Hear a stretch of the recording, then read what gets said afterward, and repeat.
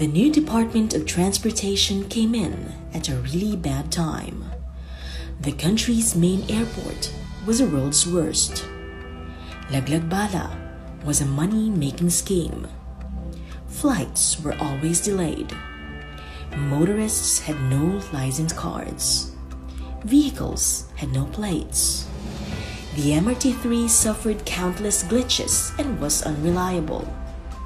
Dilapidated jeepneys were kings of the road, and business processes took almost forever. The Transportation Department was on the news every day for all the wrong reasons. People were getting impatient, and change seemed like a long shot. Then, President Duterte appointed Arthur Tugade to lead the DOTR and transform the transportation system in the country. For Secretary Tugade, transportation should be treated as an equalizer of life, much like death and taxes. The jeepney or the bus should neither be associated with the poor nor private cars with the rich. Commuters wearing slippers and commuters wearing a suit should be able to take the same train or the same bus. In just 2 years, the DOTR is changing the headlines. The NAIA went from being the worst to one of the most improved airports in the world. The nightmare of Laglagbala can now be put behind us. These are two of the biggest issues that this administration solved by shifting policies, strictly implementing rules, and sheer political will. Before the Duterte administration took over, the on-time performance of flights was at 48%. In 2017, it has improved to 71%, which means delayed flights have been significantly reduced. Facilities for passenger convenience such as toilets and additional seats have been addressed. Fast and reliable Wi-Fi is offered for free. To address congestion at the NAIA, commercial flights were prioritized over general aviation. Pilots who declare they are ready to take off must do so in 5 minutes or risk being put back at the end of the line. Airlines were also encouraged to launch more flights from Clark International Airport. Before, there were only 7 flights at Clark per week. Passengers recorded were at measly 800,000 annually, and the airport was highly under-maximized. Today, over 200 flights take off from the Clark Airport every week, and before 2017 ended, an all-time high 1.5 million passengers passed through Clark. Making commercial airports capable of nighttime operations was also prioritized. From only 15 night-rated airports in mid-2016, the number is now at 20. And this year, 3 more are being night-rated, which means domestic flights do not have to be crammed during daytime, as well as more schedule options for passengers. In January 2018, the satellite-based Communications Navigation Surveillance Air Traffic Management System was inaugurated. This project, which aims to make the airspace safer, comes with a control center and 10 additional radars, which increases the number of our air traffic radars from 3 to 13. The project was initiated in 2009. DOTR CAAP completed the project in a year and a half. Airports all over the country are also being improved and developed. From 2017, 3 airports were completed and inaugurated. Our new terminal at the Puerto Princesa Airport in Palawan was inaugurated in May 2017. It can accommodate to 1.9 million passengers annually. Last June, the new terminal building of the Mactan Cebu International Airport was inaugurated. Envisioned as the world's friendliest resort airport, The Mactan Cebu International Airport was completed a year earlier than its expected completion date. Lalo Airport was also inaugurated earlier this year. It is equipped with a 2.1-kilometer runway, which is designed to accommodate bigger aircrafts. In the first half of 2018, 4 airports have been given a facelift with improved passenger terminal buildings and wider runways. Tuguegarao Airport in the north, Virac Airport in Catanduanes, Tacloban Airport and Maasin Airport in the Visayas, and San Vicente Airport in Palawan. Other airports are also scheduled to open soon. In October, we will open the country's first eco-airport in Bohol, Panglao, utilizing green and sustainable structures and technologies. This new airport will be able to accommodate 2 million passengers annually. Clark International Airport continues to soar with its new passenger terminal building breaking ground in December 2017. It is designed to accommodate 8 million passengers annually. After 11 years of delay, the Bicol International Airport is now 70% complete. This will become the country's most scenic airport as it overlooks the country's famous Mayon volcano. Let us now go to updates on the railway sector. The MRT-3 was one of the biggest challenges that the DOTR took on. Several trains were beyond repair. Unloading incidents were a daily occurrence. Facilities were in a bad condition. Lines were incredibly long, and the 500,000 daily passengers were getting even more impatient with the sacrifices they had to make just to get to their destinations every day. The ills of the MRT-3, which had accumulated for decades, remain one of the most difficult challenges that the DOTR is beset with. Since November 2017, the DOTR put together a maintenance transition team that has successfully fielded 15 to 18 running train sets and reduced unloading incidents. In fact, just recently, MRT-3 set its longest no unloading incident streak in 7 years. Through an agreement with the Japanese government, an experienced and highly qualified maintenance provider will come in by July, and it is tasked to increase the number of running trains and enhance the system's overall reliability. Aside from fixing the MRT-3, the DOTR is targeting to increase the existing length of operational railways from 77 to around 2,000 in 2022. Pre-construction activities for Phase 1 of PNR Clark started in January 2018. Comprised of 17 stations, this 107-kilometer rail line that will connect Tutuban to Clark will be completed in 2022.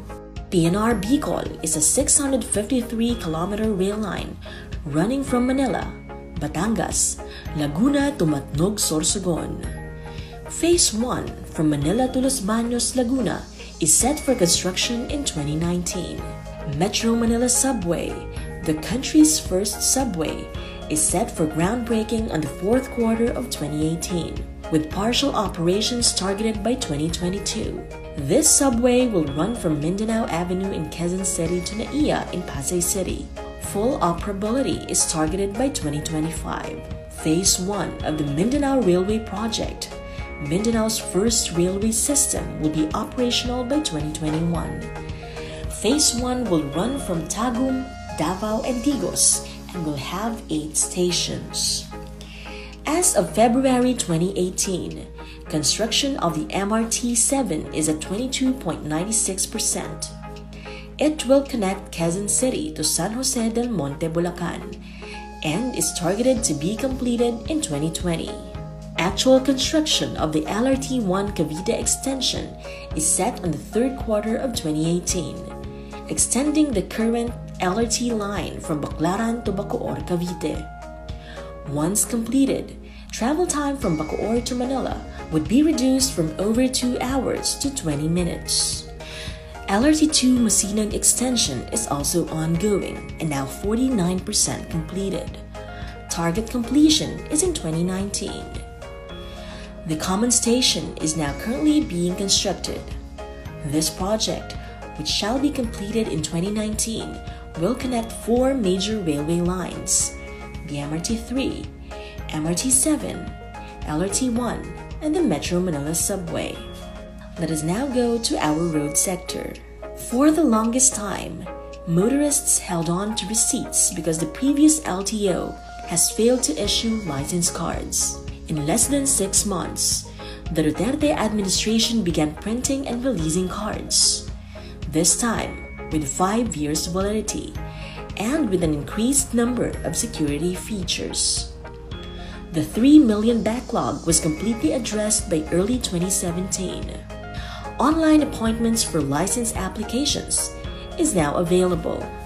If motorists did not have licenses, vehicles didn't have plates. But earlier this year, LTO inaugurated a plate-making facility so that the government may now manufacture plates on its own, ensuring a faster and more efficient production.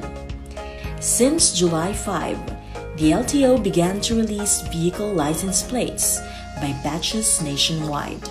Before, old and dilapidated jeepneys were considered as kings of the road. Now, with the PUV modernization program, Filipino commuters will soon be riding the new kings of the road, safe, secure, and environment-friendly vehicles. Intermodal terminals are likewise being built from passengers entering Metro Manila. Parañaque ITX, which is now at 93.91% completion in the southwest, Taguig ITX in the south, and North ITX in Bukawi, Bulacan. The DOTR also gave accreditation to the Eastern Transport Terminal in Marikina and Santa Rosa Transport Terminal in Laguna. At sea, ports all over the country are in need of rehabilitation and improvement.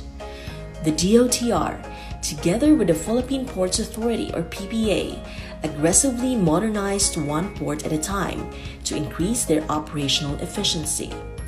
From 2016 to May 2018, a total of 129 commercial port projects were constructed, rehabilitated, expanded, and modernized.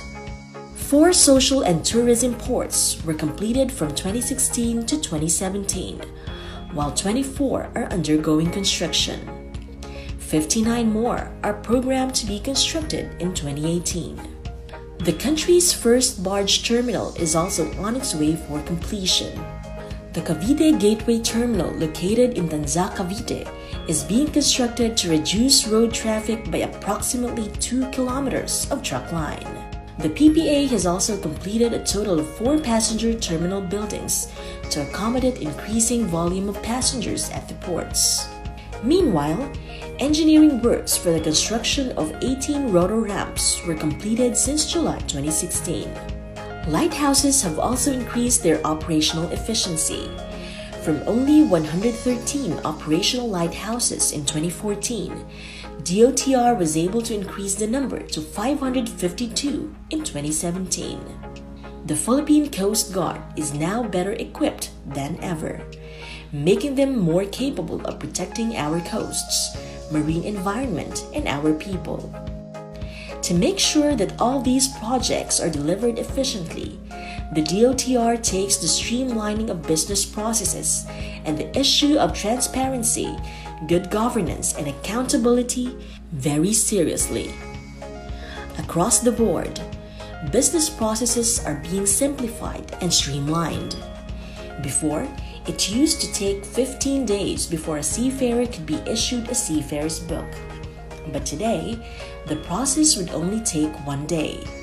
An online application process has also been launched by Marina to cater to the needs of seamen. PPA, on the other hand, implemented an e-permit system and e-payment nationwide as a faster alternative for submitting applications by port users.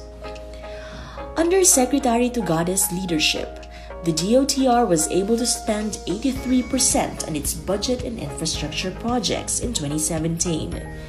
This simply means that the people's money is returned to the public in the form of projects and initiatives. Also, Those who owe government give the government its due. Case in point are the PAL's $6 billion debt and the non-remittance of CAAP of its dividends. For 2 years, GOCCs under the DOTR, such as CAAP, PPA, and the MIAA, have been remitting record-breaking dividends amounting to billions to the national treasury. To uphold transparency, bidding processes within the DOTR are now being streamed online, and it is among the top-performing agencies in implementing freedom of information. DOTR's social media accounts was ranked as one of the top government social media accounts in terms of reach and engagement. Finally, the DOTR is also cracking down on all corrupt officials and employees in the department. Apart from dismissals within DOTR, officials and personnel from attached agencies were likewise sacked for corruption allegations. The DOTR now carries with it values of hard work and incorruptibility. Watch as the new DOTR transform the state of transportation in the Philippines.